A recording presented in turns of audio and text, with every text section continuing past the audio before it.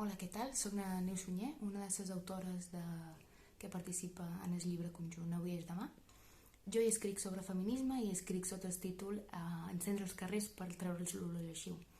En aquest capítol trobareu una història fictícia de 3 dones que podríeu ser vosaltres o que podríeu ser algú que heu conegut, perquè planteja dubtes i qüestions que segur que us han anat sorgint o que heu escoltat sobre què passa quan s'atura l'economia però no s'atura la vida i què hem de fer davant això. A través de la història de na Aisha, na Laura i na Conxita repassarem aquestes grans qüestions plantejant més preguntes que respostes, perquè crec que les respostes les hem de construir entre totes, caminant i donant-li una sortida col·lectiva a tot això.